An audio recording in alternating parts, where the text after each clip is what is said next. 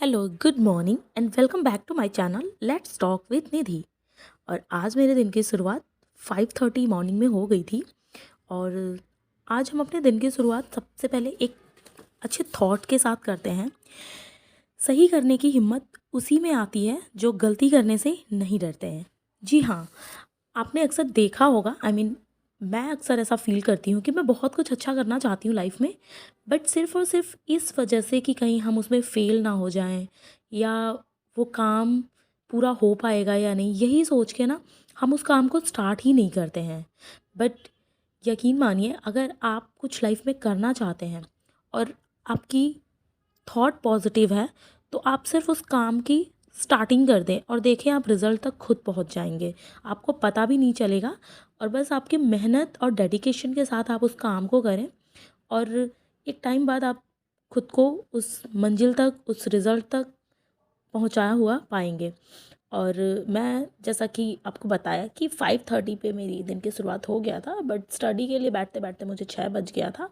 और सबसे पहले मैं मॉर्निंग में अपना करंट वाला पोर्शन कर रही थी, जिसमें मैं हाफ़ एन आवर में अपना करंट अफेयर्स कंपाइल करती हूँ और थोड़ा बहुत नोट्स वगैरह जो नोट डाउन करने होते हैं वो करती हूँ। और ऑनेस्टली बोलूँ तो मैं करंट को तो लाइटली ही पढ़ती हूँ, मैं उसको बहुत ज़्यादा डीपली नहीं पढ़ती हूँ, क्योंकि करंट एक्चुअली आपके जितने भी सब्जेक्ट्स होते हैं ना, वो सबसे रिलेट करता है। तो वो बोल सकते हैं कि करंट अफेयर को तो बिल्कुल भी स्किप मत करिएगा। बाकी आप अपने टाइम के हिसाब से अपने सब्जेक्ट्स को डिवाइड कर सकते हैं और पढ़ सकते हैं। और ये मेरा कुछ एक असाइनमेंट था, मैं उसको भी साथ के साथ कर रही थी, करंट अफेयर्स सुनने के साथ साथ, ताकि मॉर्निंग में नींद ना आए, क्योंकि अभी ठंड का मौसम है। आपको भी पता है कि रज़ाई में बैठ के पढ़ने में ना, अगर आप सिर्फ बैठ के सुन रहे हैं तो आपको नींद आनी स्टार्ट हो जाती है। तो ये मेरा हाफ़ एन आवर का करंट अफेयर वाला पोर्शन ख़त्म करने के बाद से मैंने सबसे पहले बिहार स्पेशल किया, जिसमें मैंने 30 क्वेश्चंस लगाए, वो यूट्यूब से ही लगाया था। बिहार के लिए मैंने वैसे करंट अफेयर के लिए एक एडुटेरिया का करंट अफेयर की बुक आती है, वो परचेज़ किया हुआ है, तो वहाँ से भी थोड़ा बहुत करती हूँ। और उसके बाद से मैंने अपना सोशोलॉजी वाला प्रैक्टिस सेट लगाया था 2 एन आवर्स का, एंड 2 एन आवर्स में ही मैंने अपना हिंदी का आज समास वाला पोर्शन ख़त्म किया था। और मॉर्निंग में तो मैं प्रैक्टिस सेट ही करती हूँ। देन उसके बाद से ये आप देख रहे होंगे मेरा मिड का, दोपहर के टाइम में मेरा जो स्टडी स्लॉट होता है 4 आवर्स का, आज हम उसके बारे में बात करेंगे। तो जो मेरा दोपहर में स्टडी स्लॉट होता है 4 आवर्स का, उसमें भी मैं 2 घंटे सोशोलॉजी और 2 घंटे हिंदी को ही देती हूँ, क्योंकि जो मेन सब्जेक्ट है, मैं आपसे भी यही कहना चाहूँगी कि जो मेन सब्जेक्ट है आप उस पर ज़्यादा फोकस करें, उसको बहुत ज़्यादा टाइम दें। और साथ के साथ जो राष्ट्रीय आंदोलन है और बिहार स्पेशल है, इस पे भी थोड़ा कमांड बनाएं, अगर आप भी मेरी तरह हिंदी या सोशल साइंस बैकग्राउंड से हैं तो। बाकी जो साइंस वाले स्टूडेंट हैं या मैथ्स से प्रिपेयर कर रहे हैं, तो उनके लिए तो ऑब्वियसली एक टाइम मैनेज करना और प्रैक्टिस करना मैथ्स के, वो अपना अलग ही स्ट्रेटजी हो जाती है उनकी प्रिपरेशन की। बट अगर आप सोशल साइंस या लैंग्वेज वाले बैकग्राउंड से हैं, तो आप मेरी स्ट्रेटजीज से काफ़ी कोरिलेट कर पाएंगे।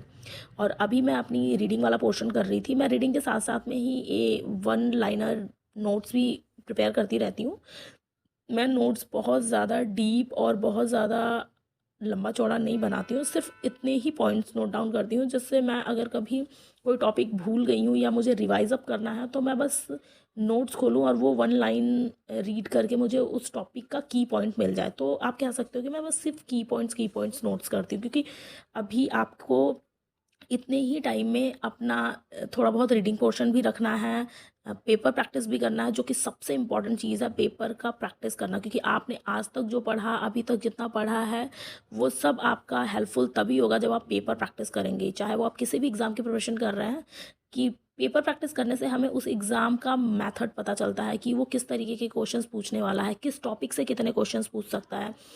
तो और उसके बाद से आप देख रहे होंगे मेरी प्रिपरेशन कैसी चल रही है। और अभी का मेरा जो चैलेंज रहता है, वो 10 से 12 घंटे स्टडी का चैलेंज चल रहा है।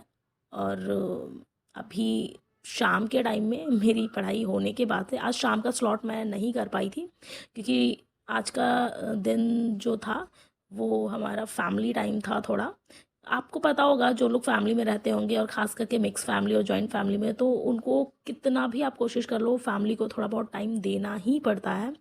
हाँ, अगर आप हॉस्टल में हैं, कहीं बाहर रह रहे हैं तो अलग बात है।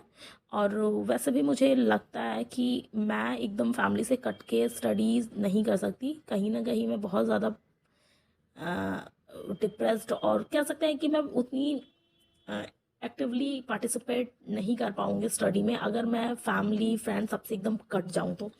थोड़ा बहुत मुझे टाइम देना होता है, और अभी मैं रोज़ नहीं देती हूँ। हाँ, कभी 3 दिन 4 दिन पे 2-4 घंटे अगर उनको देना है तो मैं देती हूँ। और वैसे भी कहते हैं ना, इंसान को थोड़ा मस्तीखोर हो रहना चाहिए।